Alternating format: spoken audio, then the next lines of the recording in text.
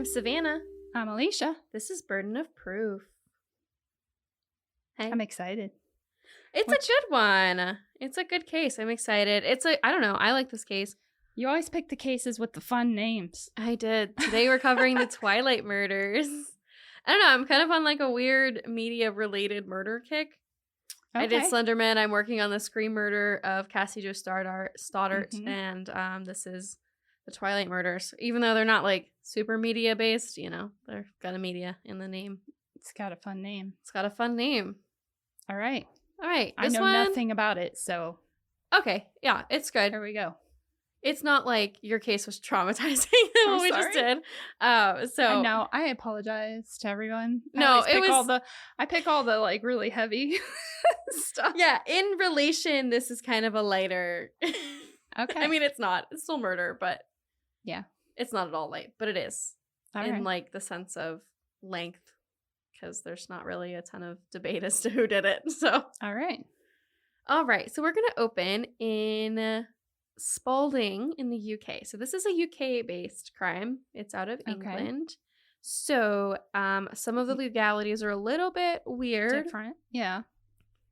But the basics of everything is kind of similar. No, I love the land of... You do. And Elizabeth Edwards, our matriarch, is from Edinburgh in Scotland. So I love it. Yes. So Elizabeth Edwards was originally born in Edinburgh. She was the matriarch of the Edwards family. She had an eldest daughter named Mary before she gave birth to two more girls who were basically Irish twins. They're a little over a year apart. Kim Edwards was born on June 13th, 2001 in Spalding, which is in Lincolnshire, England. And shortly after, she welcomed another daughter named Katie Edwards. Elizabeth was a lunch lady, or they called her a dinner lady. She loved children. She was well known in her community for her caring and giving nature. I can't get past. They're just so classy. A dinner lady. They call her a dinner lady instead of a lunch lady. Well, I mean, we call dinner, and they call supper. Yeah. So. I know. Yeah. I love it. She's so nice. She was just overall a nice person. Katie was popular with her friends in school and was overall known as just a nice and good person.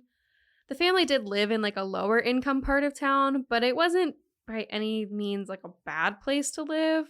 From what I can gather, their community, their people seemed pretty tight-knit, especially those who were close to their family. Elizabeth had been dating a long-term partner, Graham Greene, and he was really close with the family, and recently it was getting more and more serious. He bought the girls a dog, and he and Liz were discussing getting married. Okay. So on the outside, this seems like a really sweet picture. Yeah. And most people in this community saw the sweet Christian dinner woman and her family as picture perfect. But others knew that while Katie and her mother were close, Kim struggled with her relationship with Liz. 14-year-old Kim and her mother did not always get along, and they'd had a strained relationship for pretty much Kim's whole life. Okay. It had been rocky since the beginning. Kim's father was not in the picture from early on, and they just butt heads all the time. Kim was determined that Liz favored Katie over her, and she struggled with some severe mental health issues because of this. It's interesting because it's hard. I can't figure out how I feel if it went one way or the other, because to everybody else, Liz was a great mom. Yeah. And it just seems to me like she was just doing her best with a kid who was struggling with their health and their mental health, and they did have issues. They did fight, but it's hard to tell. I was going to ask the question, is her mental health because of that, or is the way she views the relationships because of her mental health? Like, you know, it's one of those things. Yeah. It could go either direction. Go either way. Like I said, her father hadn't been in the picture most of her life. He was involved in drugs, but there's not a ton of information about that. At the age of 6, Kim was slapped or punched by her mother. The stories vary on whether or not it was a slap or a punch. Okay. But then 6? At 6. Wow. I know. What does your 6-year-old do? It's difficult, right? I mean, don't get me wrong. I've had moments with my kids where even at that age, but especially my oldest could be a little mouthy at times, but you walk away like I don't know. And I am not a proponent of like I spanked my kids when it was absolutely necessary. Like if it was a safety issue and they're young and you can't reason with them. You cannot reason with, I never hit anybody else's children. I used to be a preschool teacher. I absolutely never hit anybody else's children, but I did smack, like I had a climber. So the honest one used to climb everything, and it was dangerous when she was like very little and couldn't even walk yet, and she'd be up on the table, up on a bookshelf, up on the window. Like it was ridiculous. At one point Matt walks in the room, in the dining room. He had like gone to the bathroom or something. She had climbed up on the table, on the dining room table, and we had moved a box of tissues to the dining room table so that, because it was on like a lower table, or actually like that stereo thing that we have in our dining room, and she was able to pull herself up and get the tissues out. So we put it up on the dining room table. She climbed on the dining room table and was sitting on the dining room table, pulling out the tissue, throwing all of the tissues down to the snarky one. And the snarky one's just like, look, it's snowing. It's snowing tissues. That does describe their relationship pretty well. All of that lighthearted story just to say, like, sometimes you have to, like, but at 6, like, you can reason with the kid. And if you're angry enough that you're going to smack them, like, first of all, never smack a kid in the face. Like, what? Yeah. But you walk away, or you get them to walk away and then go deal with it. Yeah. Like, after everybody cools off. Yeah. Yeah. The kicker for me, though, was that Elizabeth turned herself in to Child Protective Services after this. Oh, well, then she just, She just panicked. She was like, I am not a safe mom. Like, Aww. I know. That's what my reaction was, too. My mom heart. She panicked. She had the worst guilt. And at that point, it's known that at least Kim was taken from the home for 6 months. It's hard. Wow. Some people say that both girls were taken, and some people say that only the one child was taken. I have a hard time believing that they would leave one child. Yeah, but you never know. Yeah. And I mean, I don't know. If it's anything like the United States system, she's a lower income woman. At that point, she's a single mom. There were definitely other circumstances as to why it was a 6-month period. Yeah. But I don't think it had anything to do with the severity of the actual situation at hand. I think it was more like they were giving her time to kind of get herself together. Yeah. Who knows what the circumstances are? There's no information about it. Because she was 6 years old, and, you know, they did fight. And Graham, her partner, said that while Liz was a good mom, she struggled with Kim. Kim was suicidal at different points in her life and attempted. And Liz knew that these struggles were there, and she was constantly stressed about them.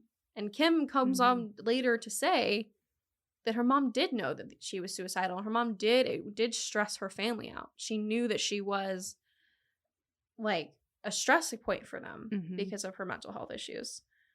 So that's kind of the picture of the Edwards family. Questions, comments, concerns? No, I can relate, because I have a child with mental health issues, and same thing. Like, she has often felt like, oh, you like my sisters better because they don't struggle with it. No, it's not that I love them better. Exactly. It's just, yes, this is stressful. And it's think stressful. That's mental health affects the whole family, not just you. And that's okay. If you need the help, absolutely. You need to lean on your people. Yeah. But it doesn't mean that you don't love them any less. No, but it's still heartbreaking as a parent when they reach an age where they realize, like, just how stressful and even detrimental their mental health has been to their relationships with their family. And so it's heartbreaking when they realize it, and then they're like, I'm sorry, I know I'm a lot. I know that I do this. I know that this stab me in the heart. Oh, and my gosh. It's so hard to have that conversation. So I don't know. I really struggle to think that her mom didn't love her. I think that she did. And it's just hard for Kim as a 14-year-old to see. Oh, absolutely. The both sides of it, that she can love you and be worried and stressed out. Yeah. So in grade 8, Kim watched something that would change her entire life. She's sitting in class, and a boy in her class named Lucas Markham threw a chair across the room. And she said, "Come to mama. That's my man's right there." Of course. She said, "Ding, ding, ding, that one. He's the winner. He wins my whole heart." From that point on, it was the two of them against the world, Lucas and Kim, till the day they died. Oh, boy. Lucas Markham, who was born Stan Lucas Markham, was born August 1st, 2001. He had a really crappy home life. He had his own issues to worry about. Mm-hmm. He was living with his aunts and his cousins, who, by all reason, were trying their hardest to really help him because his father was just not there. Both his parents weren't a good fit for some reason or another. He was widely known for having behavioral issues, fits, tantrums, or whatever you want to call them. Yeah. And having fights in class. His aunt was really struggling to sort of parent that as his guardian. Yeah. Like, what do you do? I don't know. So, like, the chair situation was a really normal thing for them. This isn't a news, this isn't a shocker. Yeah. Lucas began to spend more time at the Edwards household, and Elizabeth and Graham became worried about their relationship. They're 14, and it became clear that they were in a toxic situation, that they had become sexually active, and that they were just sort of a ticking time bomb. They weren't a good match at all. And yes, Shane just was aware of she's aware of Lucas's, behavioral issues, and she didn't like that was around Kim, who was already struggling on her own. And Graham began to notice that Lucas wore the same dirty clothes all the time. Eventually, they told Kim, he can't come around, you can't see him anymore. It's just not a good influence. It's not a good fit. We don't like who you are. You two are obsessed with each other, and it's not okay. This meant that they were only seeing each other at school or directly after school or whenever they were able to find time. But it really did cut into a lot of their time with their soulmate.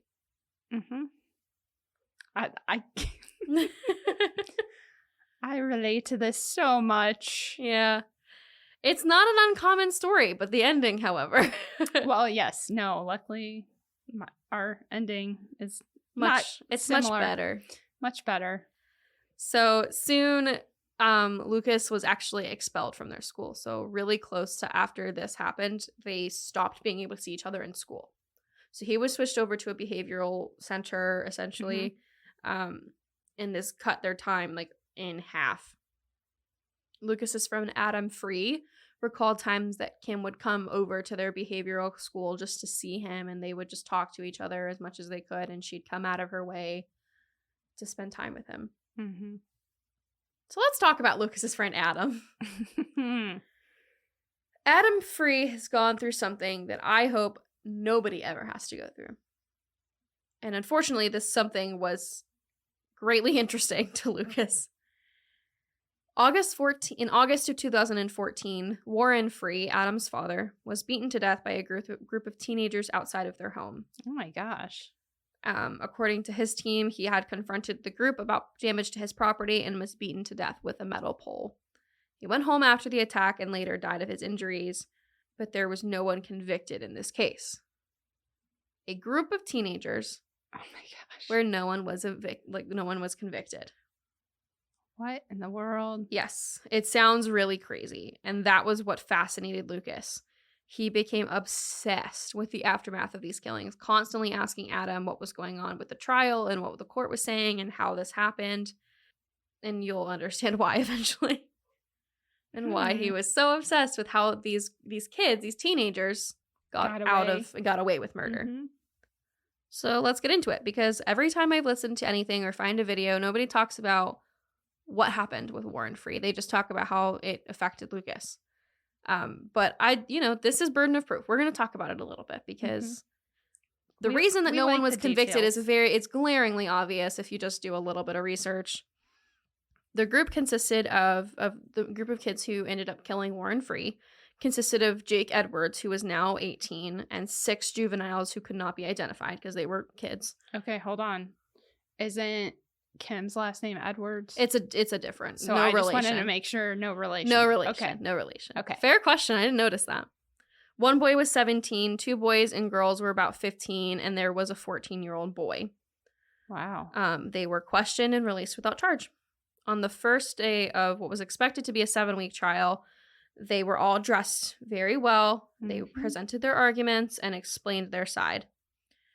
The jurors heard the definition of murder, which was intent to kill or to cause serious harm. And the prosecutor was, being a prosecutor. He looked at the jury and said, it's unlikely that there will be an argument that any of these 6 were not at the scene. What happened and who did what will be what I might describe as the battleground. So he's basically saying they can't say they weren't there. Yeah, but they're going to say, well, I didn't Well, do this. I didn't. Yeah. Yeah. So they were at what's called Bumpy Park, which happens to be near the victim's home. And it was 3:30 in the morning it was August 28th of 2014 when Mr. Free, or Warren Free, was awoken. He was 42 years old. And he woke up and he told somebody that people are trying to break down his fence. So he went through the fence and he went towards the group. And as he walked out, Jake Edwards came up behind him and tripped him and forced him to the ground. The court listened to the witnesses, etc., etc. And of course, they said that Jake Edwards was the perpetrator. He was the one who was getting everybody involved. And yeah, apparently, somebody said that one of the younger people were like, oh my gosh, what if he's dead? But they were just relieved when they saw him get to his feet, and they left. And they went and they threw the pole in some water nearby. Now, from their perspective, they were at a park in the middle of the night in summer when teenagers are out being teenagers. It's the summer. Okay. Mr. Free, over 6 foot tall man, came out, and it was clear to them that he had been smoking cannabis, threatening to beat up the little girls because of, quote, property damage. There was a broken fence, but did they do that? Who knows? They're at the park. It's just near the house, and he was out there for a noise issue. One of the boys heard one of the girls scream after they heard Warren yell, I know how to beat up little girls. The girls screamed, and the boys assumed that this man was trying to rape their friends. Okay. That is when they started to beat him. They assumed that they were in self-defense. They were screams of terror from the girls because this man is approaching them at 3:00 in the morning. And they're little girls. They're 14, 15, Not 16 jerk, years old. But that's why you shouldn't be hanging out at a park Well, at yes. 3:00 in the morning. But they're with their friends and they felt safe. Yeah. At a park. Yeah. Crazy stuff happens in parks, man. Exactly. The defense attorney is quoted as saying, they are not tough, hardened villains. He was an adult and they were children and they were scared. Okay. The children were all good kids with no issues. They were being confronted of a noise, not because of property damage. Some of the older children got in trouble with the law because they hid the pole that they used to beat him with.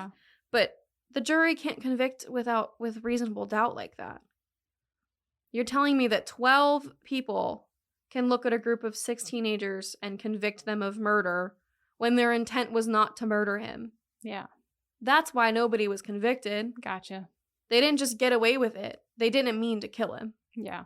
There was intent that their only intention was to keep their other friends safe, according to their perspective. And there's no lesser charge that can be. They did. Some of the older 2 got some charges with battery and stuff like that, but they weren't convicted of murder. Yeah. No, I mean that because okay. Yeah.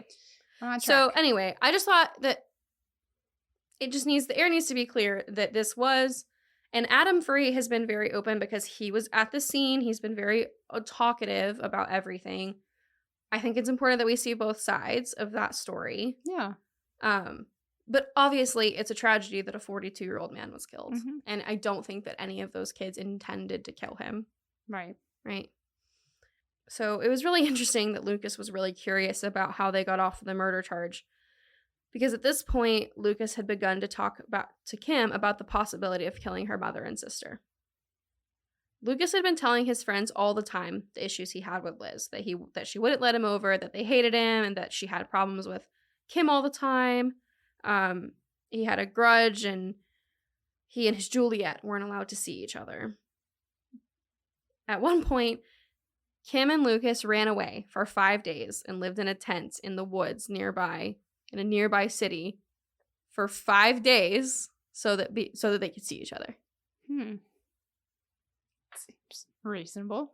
Mm-hmm. Kim thought Lucas was joking when he brought up killing her mother and sister. Oh no, Kim. Until she realized that he wasn't. Lucas would do anything for her, including this. And then they both realized that they were both seriously contemplating killing Liz and Katie. And once they put all of this on the table, the plotting began. Oh, Kim. Everything went as normal. The two would meet up at a McDonald's and they would plan the murder as they walked. The week before the killings, though, we see some interesting things. At one point, we see a really telling Facebook interaction between Kim and Elizabeth, her mother. Kim updated her profile picture, and it was a picture of her not smiling. She was just staring straight ahead. Her mom said, "Where did your smile go?" And Kim basically joked around with her, saying that it was gone. Maybe it was under her bed. They couldn't find it. Okay.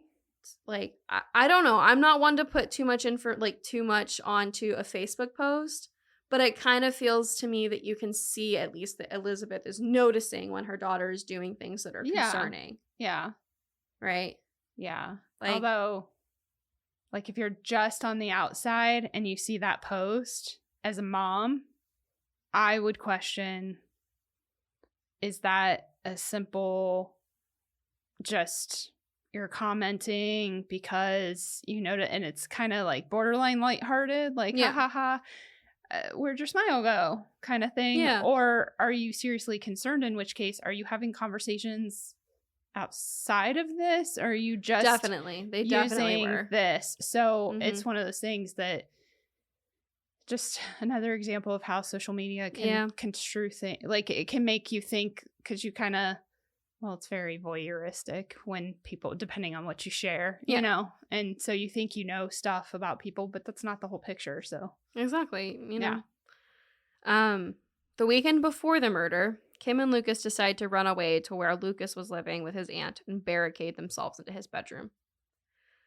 This lasts for a few hours before they realize that they forgot Kim's birth control. So they snuck back out through a window, and when they got back, and Lucas's aunt and cousins basically rugby tackled him, and Kim was sent back home. Yeah. Once they realized both of their parents had taken all of their things away. Like, bagged up their stuff and said, "This is over. This is enough." Yeah. A lot of Kim's stuff had been put into another room, and some of it had been given to Katie. They shared a room, so okay. It was, kind of tricky. She claims that this was a turning point for her. And a couple of psychologists are like that this is the point where she lost it. But I'm sorry, that's a really normal punishment for kids. It is, but it's one of those things that, I parent each of my kids slightly differently, because I'm a firm believer in you can't parent exactly the same. No. Because every kid is different. And so it's been my experience that while there are certain things that I'm much more strict with my moody one, because of her mental health issues and personality, I don't think it's all her mental health, but just personality, she pushes boundaries, and she will be a rule breaker, and she'll do that stuff. Whereas my other two aren't quite as much. They've broken rules, they've done stuff, but nothing outside the scope of normalcy. But I do tread lightly with my moody one. While in some respects I'm more strict with her, in other respects I'm more strict with my other ones, simply because of her mental health. She's gonna snap. Like, it may be a normal disciplinary action against any typical kid, but for her it's gonna be like the end of the world, and she's gonna go off the deep end. So you just have to fit. And there's no right way, and sometimes, and everybody who has mental health issues, each person is individual and different, and so what triggers one wouldn't trigger another. So this happened to me, and I have amazing parents who I've never, I love my parents. They're amazing. They parented me great. But this has happened to me. I lost all of my stuff. My mom came in my room and bagged up my stuff if I wasn't keeping my room clean or I acted out. Like this, to me, it's normal. But I do understand what you're saying, that like each kid is different. And for Kim, this was like a really big deal. I'll tell you, the thing that stands out the most is not so much that they took stuff away, but that they gave some of it to and the that's sister. what upset Kim the most. Yeah, because when there's already that weird or that dysfunctional tension of like, she gets stuff that I don't, she gets your affection that I don't, she gets this. Exactly. That's like, I mean, I know I'm trying very hard not to like judge other people's parenting in life, but like, that's just dumb. Why would you do that? I don't know. You're making that dynamic worse. I agree. When you do that. So the two agreed, Lucas and Kim agreed to go forward with their plan at this point. Their plan consisted of Lucas sneaking around the house, out of his house, getting knives, walking 30 minutes by the water to Kim's house, climbing the scaffolding, and tapping on her window to let him in. Mind you, Lucas lived like down the street. So this whole 30-minute route was to avoid him being seen. This was very well thought out, according to them. We'll see how that goes for them. They agreed on a date, and they agreed that Lucas would kill 49-year-old Liz and that Kim would kill her sister. All because Lucas would do anything for Kim, and Kim felt like her mother had always favored her sister. The night that they agreed upon came.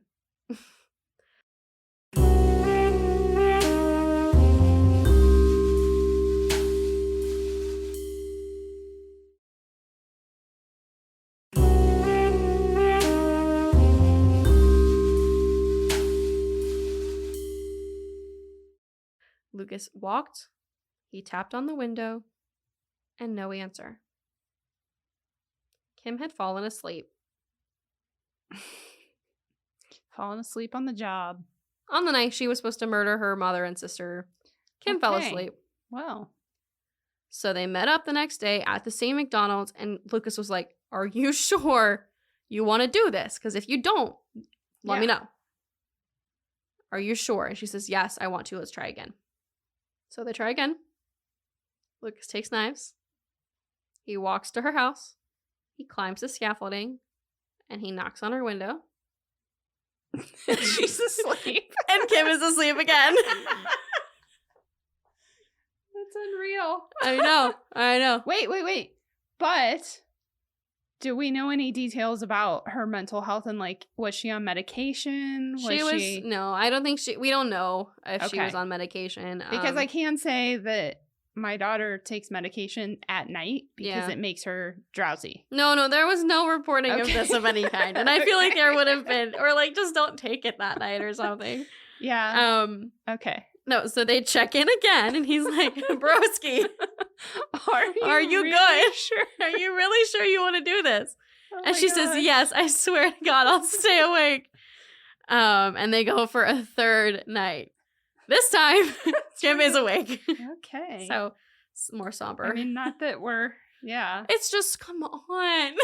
You're going to kill somebody. Stay awake. I don't know, man. That's so stupid.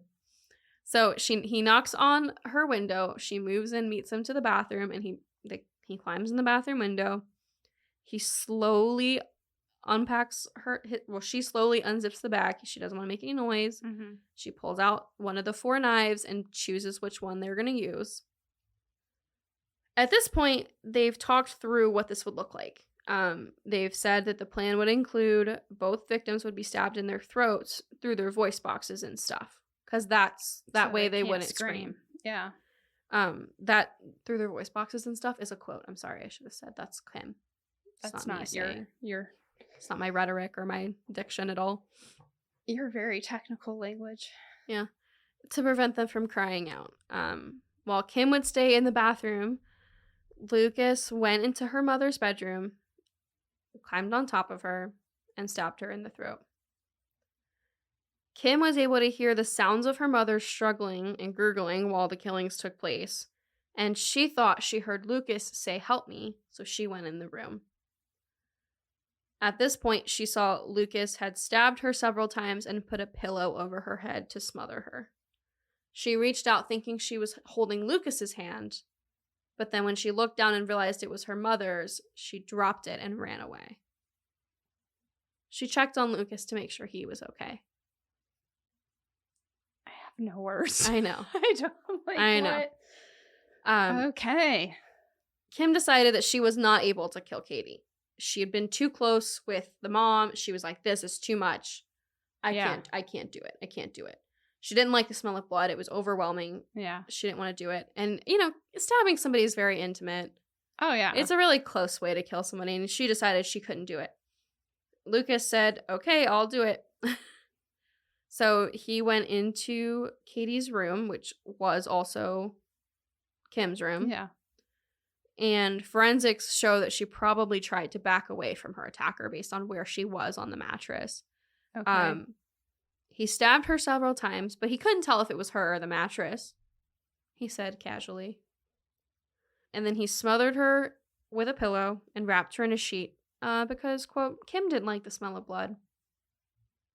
Wow. Okay. I should also say that they've also locked the dog in the bathroom. And Graham didn't live with them. Okay. That's why that was going to be a question. No. Where's Graham? And actually, no, she had daughters. She wasn't allowing him to live in the home unless they were married. Okay, gotcha. But that was going to be my initial question, and then because of the whole I fell asleep. Yeah. I kind of lost track of that. Okay. Yes. So at this point, they looked at each other and they were like, oh, we're gross. We're covered in blood. So they took a bath together. Lovely. How romantic. So sweet. Just because of the blood, and they changed into clean clothes because, of course, he brought clean clothes. He was a little upset because he liked the shirt he was going to wear, and he wanted to wear it again. Then why did he wear it? Why did you wear it? To murder people in? What'd you think was going to happen when you stab people? So they then took the mattress from Kim's bed, which involved them going back into the room where Katie's body was, to get her mattress, pulled it downstairs into the living room.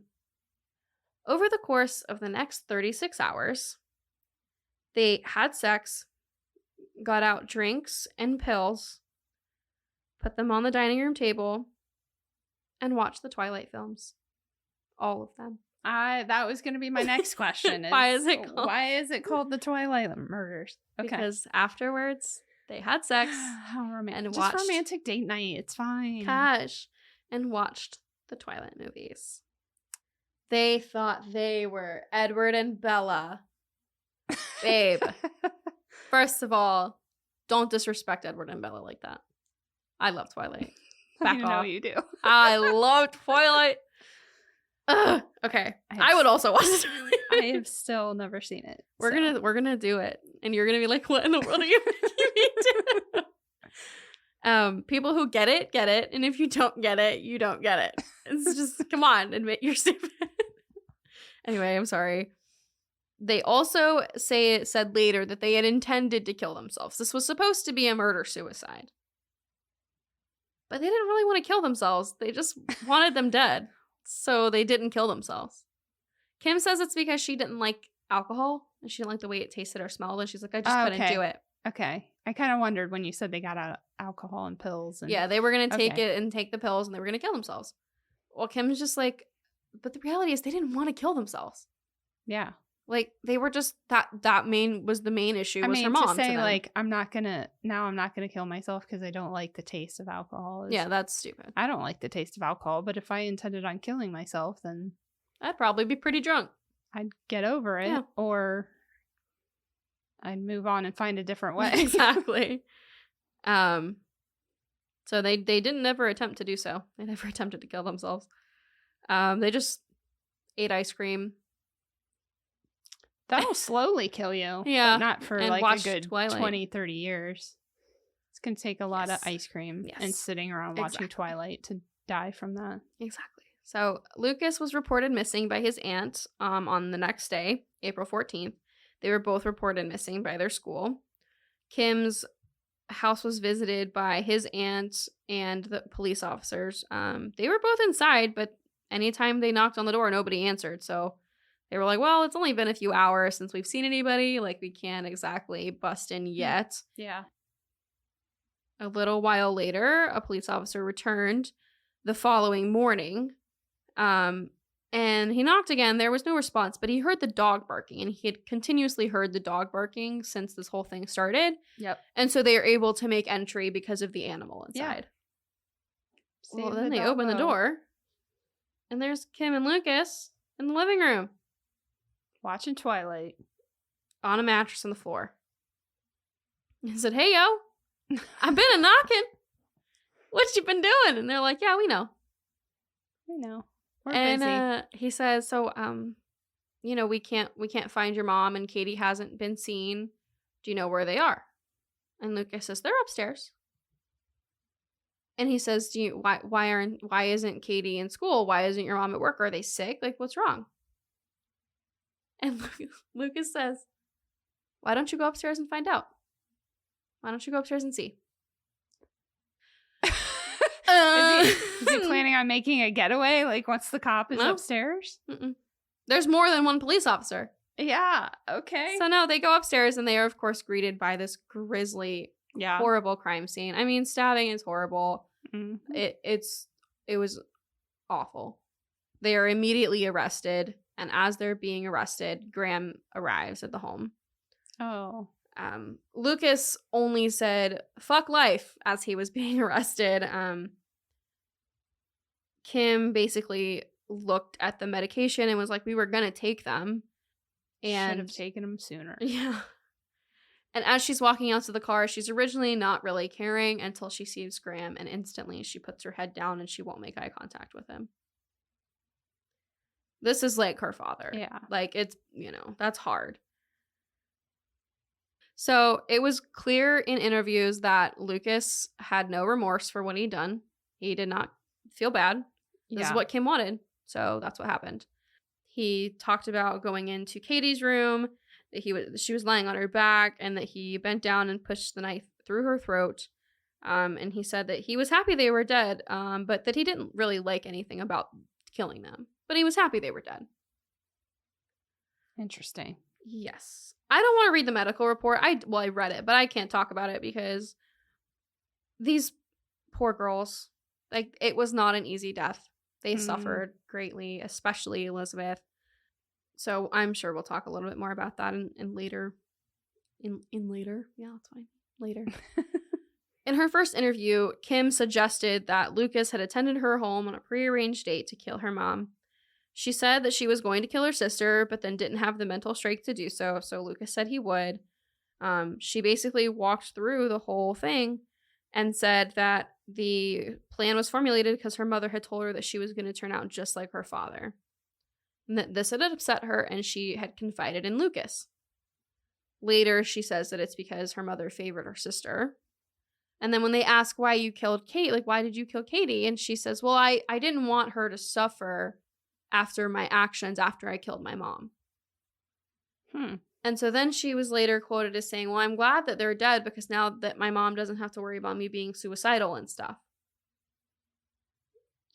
So, again, her story doesn't really change other than that exactly. And I think it's because she didn't really quite have a reason. Like, it was because of this, that, and the other. Angry. Yeah. But, and it was very clear to psychologists, she harbored a deep hatred for her mom. Yeah. So, you know, it's difficult. Yikes. So the legal paperwork starts with Lucas's psychological evaluation. So I'm going to start with Lucas's psychological evaluation. Based on his childhood, it led to an insecure attachment issue where he learned that he could not rely on others to meet his needs. And he developed a deep conflict between a need for nurturance. Is that a word? Yeah, but in England it could be. Maybe. I think that because I'm reading a direct quote, so yeah, maybe. Probably. He developed a deep need for nurturance and a fear of abandonment. Okay. His aunt had continued to care for him. He wasn't being neglected, but he struggled in relation to his behavior and accepting offenses that he committed. So it was noted that there had been lots of concerns linked to his violence and aggression. He would punch walls and doors within the home, and he had several physical fights with his younger brother. And his aunt actually said that his younger brother's behavior is the one that she struggled to control the most. He's not the only volatile child in the household. He had self-harmed by cutting, and this was known by the aunt, and she had been doing what she could. He obtained no attachment to any of the staff who were caring for him while he was incarcerated and awaiting sentencing, which I found a little bit odd. I mean, not odd. It makes sense for what his issues are, but like, I can't imagine being in a place for several months and not having any attachment to any of the people who are caring for me. Yeah. I find attachments everywhere I go. Yeah. But when you have attachment issues. Yeah, exactly. That's a big deal. It kind of put it in perspective for me, because Nicholas will like laugh, because even if I'm not super, I mean, I'm more extroverted than I used to be, but I don't tend to like, he's really good about, he can make friends anywhere he goes. Oh, yeah. I'm not good about that right away, but like, I've made friends with everybody at my hair salon now. My nail tech and I are good. Like, I can do it. It just isn't, I don't know. Anyway, all that to be said, Same. I make attachments wherever I go, and it's hard for me to see that Lucas doesn't do that. Yeah. So, he knew that he couldn't rely on anyone else, but all he wanted was to make it so that Kim knew she could rely on him. Gotcha. Yes. That makes sense. Mm-hmm. He would do whatever she needed. Dr. Oliver White expressed to the court that Lucas was not suffering from anything that would have diminished his capacity, and that his mood instability and behaviors were unfortunately just part of his personality. It was due to a lot of trauma, but it wasn't anything that would change. It was just who he was. Basically, he didn't quite have a personality disorder yet because of his age, but he alluded to the fact that if he was not stopped, he would reoffend, and as he aged, a personality disorder or personality issues would likely worsen. Mm-hmm. Yeah, they oftentimes don't like to diagnose because you're still growing and your brain's literally still developing until much older. So 14. Yeah. That's so young. They don't, even with my daughter, like they gave kind of a tentative diagnosis because she's like, I really hate to diagnose this at this age, but like all signs are kind of pointing this direction, especially with the family history and stuff. But she's like, so just take it with a grain of salt and know that it could change in the future. Exactly. So, yeah. So then we're going to talk about Kim's evaluation a little bit. Kim was known to have an adjustment disorder, which would make her incapable of making rational judgment or planning anything, which actually fits with what Adam Free had to say about his friendship with Lucas. He said, quote, if he did anything, he always planned it out. He was really good at maths and at school, and it was the only lesson he didn't mess around in. I think he would have planned the murder because he was really organized and liked everything neat. Whenever he folded anything, he'd have to make sure it was perfect. He was a smart guy. Whenever we were in math lessons, he'd always get the answer first. He was good at English and science too. He knew what he was doing. So he's saying it's really on character for Lucas to have planned everything. Yeah. So Kim did have the attachment issues with her mother, obviously. But there was nothing else in her personality that would lead to anything close to diminished responsibility. Yeah. A lack of judgment or irrational thinking doesn't make her unable to say the difference between right and wrong. Right. You're illogical, not stupid. Yes. So, Dr. Philip Joseph does not agree with her diagnosis of an adjustment disorder because the diagnosis of the adjustment disorder was saying that the trigger was them packing up all of her stuff.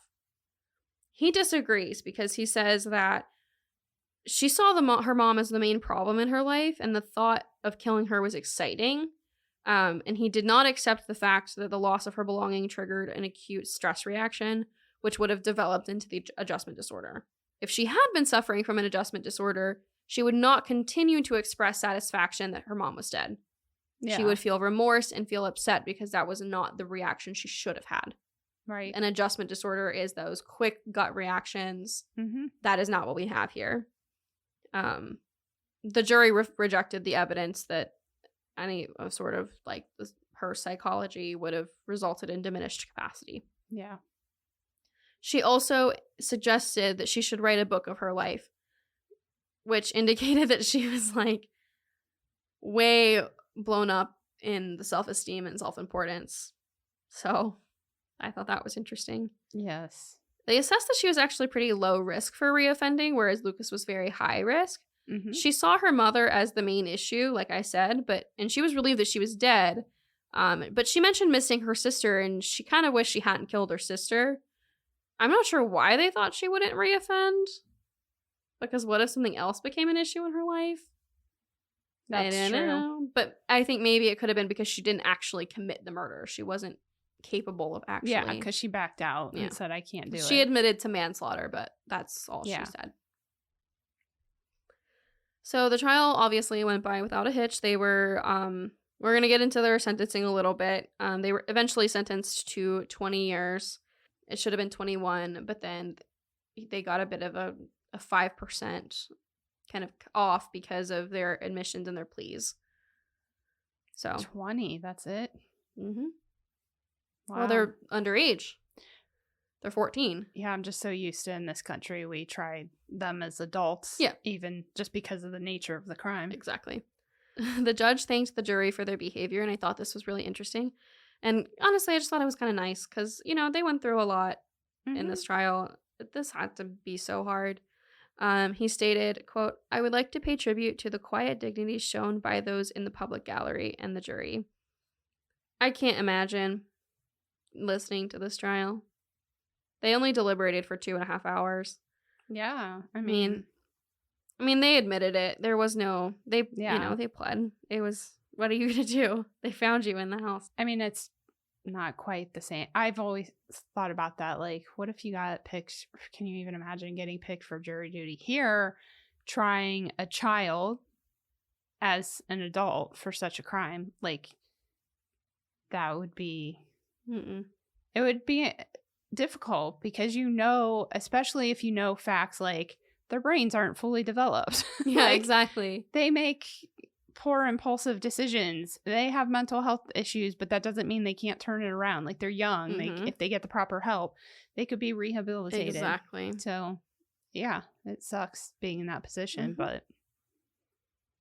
So, for them, where they are, the minimum of their age for conviction of murder would be 12 years incarcerated. Okay. The judge identified 9 aggravating factors. The fact that it was a double murder and one of the victims was young. Clear intention to kill, remarkable premeditation and planning. Even after several false starts, he considered that substantial, meticulous, and repeated. Mm-hmm. The 4th factor was gross unnatural behavior and betrayal of relationship, matricide, and sorcericide, which is killing your mother and killing your sister. For which Lucas played an equal part. Yeah. Which I thought was interesting. The 5th and 6th he considered the victims to be vulnerable, being intact in their beds, and Katie only being 13 and a half years old. The killings were brutal in the form of executions, and Miss Edwards, in particular, suffered terribly in the last minutes of her life. The 7th factor was the use of a knife, which he added was brought to the scene, and the 8th was the grotesque conduct in the 36 hours after the killings, even though he added in the context of their age and maturity. The last factor was the fact that they expressed happiness in what they had done. Yeah. Exactly. So as for mitigation, the judge accepted that it was kind of early to judge remorse based off of age and how close they had done the sentencing. Yeah. But they didn't show any sign of that. They were allowed the 5% discount, making it from 20 years to 20 for their pleas. Lucas pleaded guilty to murder, and Kim Edwards admitted manslaughter. The trial was only really in consequence to psychiatric evidence. The rest of it was pretty straightforward. Yeah. He recognized that both had encountered problems with their upbringing and that they were still developing as people. There you go. So obviously, they appealed. Because it's what they do. It's what you do. But it was stupid, so there's not much when here. You're grabbing at straws. Yeah. Yeah. Basically, Lucas was like, I should have gotten more than 5% for pleading guilty. And he was upset. His team was upset that they didn't feel that the judge worried enough about their age when sentencing. But, like, the judge has a bunch of guidelines as to how he can censor people. This is all statutory based. Yeah. Like, and there wasn't a ton of, like, the word is gone. The word has escaped. It's out. It's down the street. I still can't find it. Oh my gosh. This had never happened before. They was like, what is that word? I don't know. I have a hard enough time. Oh my gosh. Hold on. I'm just like 15 years away from Alzheimer's, so. Precedent! Precedent! Oh my gosh. I'm leaving that in. That's okay. There was no precedent for this particular horrible case. This was the youngest double murder in UK history. Yeah. So he was going based on statutory, but also, like, he kind of had to just do his own thing. And they were basically like, yeah, no, you were very fair in how you sentenced. So they listed a bunch of UK cases that I'm not familiar with, but the appeal didn't stick. Yeah. The last thing I wanted to touch on was their families. I saw several pictures of, you know, their families coming in and out of court. And I just can't, how do you grieve this as a family? Because on one hand, you're having to deal with the knowledge that you're, like, her grandmother is the one that, like, really struck me, that your granddaughter is a murderer, but also mourn the loss of your daughter and your granddaughter. And you still have other grandchildren. Like, and Katie's father was different than Kim's father. So Katie's father's there. Yeah. And he's seen at the trial, and he bought a grave plot next to Katie. Yeah. He's quoted as saying that he can't wait to be there. Aww. Because he misses his kid. I don't know how you, I always think of that whenever it's family members committing murder of other family members, is the rest of the family, like, you grieve the loss of both people, the murderer and the victim. Exactly. That's got to be so hard, and I hope that they're all getting some help, because I can't imagine trying to do that on my own. Yeah. Those are the Twilight murders. Twilight murders. Unfortunately, it's a sad case, but it's interesting, isn't it? It's the psychology of them, like, not having anything that would result in the diminished capacity, and they're just like, yeah, let's kill my mom and my sister. Yeah, exactly. There's no words. There's no words. No, there was something that I thought of it, but you were on a roll, and when it came to him, Lucas, and his reoffending, it's like, clearly he has attachment issue. Like, clearly he will. Her, maybe not.